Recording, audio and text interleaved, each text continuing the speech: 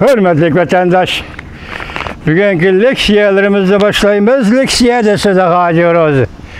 Washington'dan sözdeyimiz.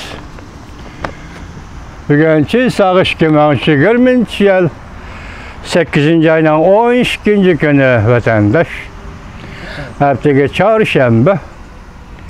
Bugünkü vaziyetten eysak. Çünkü hükümeti yakında bir bayanat ilan kıldı cavliyeceğin. Şundak dedi ki, Amerika Koşmuş Ştatlarının Sayya Ministerinin Tayvan'ı ziyaret kılışı, bu şahsi siyasi maksat yoki şahsi hususi siyasi menfaat için kılıngan iş. Eğer muşunu vaziyet desek, eğer bir devletin bayanatçısı muşundak bayanat ilan kılındı desek, bir yere işkanda artısı gep ketmeydi. Çünkü Kom Partiyası ve onun hükümeti ve Taşkı İşler Ministerliğinin bayanatçısı Cavlican özü mesxire kılgan boladı vatandaşlar. Şundakla bu katım Amerika Koşmuş Ştatlarının devlet işler katibi Mike Pompeo işenmeyimiz, lekin emelileştirişte talep kılımız diyen sözünü yana bir katım tekrarladı. Bugün şunun münasebetlik mavzular da silahgirleşiye sözdeyimiz vatandaş. Mavzumunda Amerika'nın Cungo'da Toruşluk baş elçixanası Mark belgesini tuyuksuz özgertti. Nemi oylaganda mavzulu haberi 8. ayının 11. günü Şangan Alma gazetede ilan kılındı haber. Bundak başlar.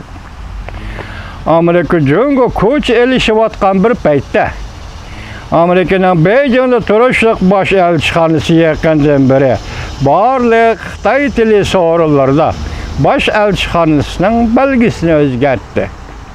Aslideki Beijing Cungo degan xat belgesini özgertip, fakat Beijing degan xatni saqlab qaldı xalas. Devlet işçide Cungoluk torbetçiler parazlarını qozg'idi. Elçixana xodimlari bu bu gazetning savollarga javob berganda ahvoldan xabarimiz yo'q deyishdi. Iqlim masalalari obzorchisi Yuri Shaw tahlil qilib mundaq ko'rsatdi. Bu Amerikaning aralashish urushi. Amaliyot yo'li bo'lmaydi, faqat Jungo Kom Partiyasi dunyoda sazgur bo'lib ketadi xolos dedi.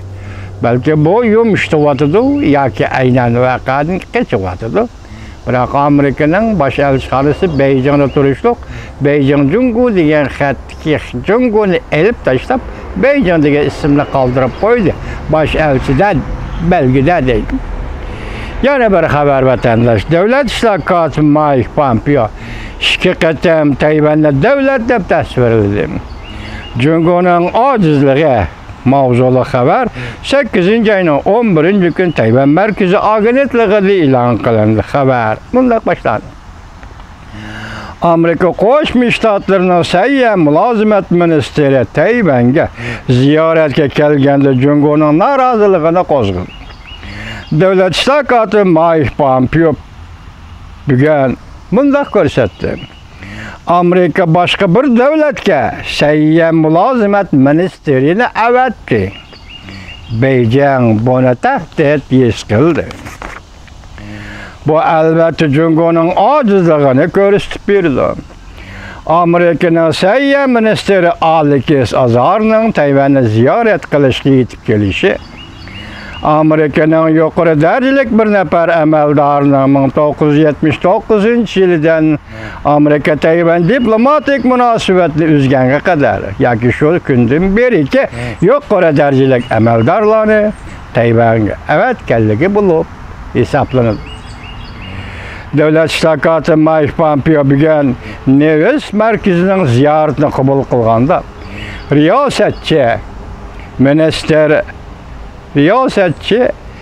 Minister Alkişi Azar'ın Tayvan ziyareti arkalık Beijing'e birer uçar yollamsılar.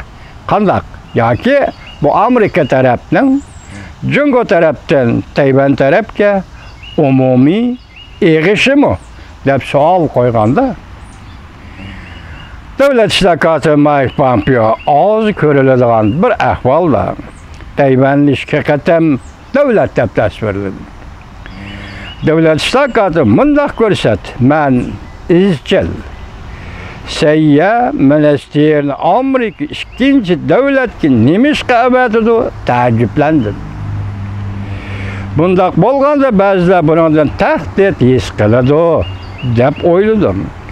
Davlat islohoti mundaq ko'rsatdi.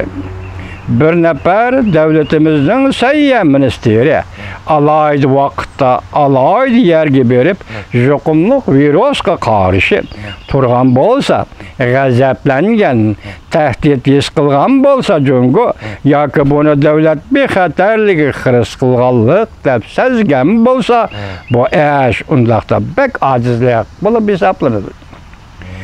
Amerika Sayya ministerining bu qatamqa Tayvan ziyaratidan tahdid his qilgan bo'lsa, mening o'ylashimcha bu ish Jungo Kompartiyasining ojizligini oshkorlab berdi.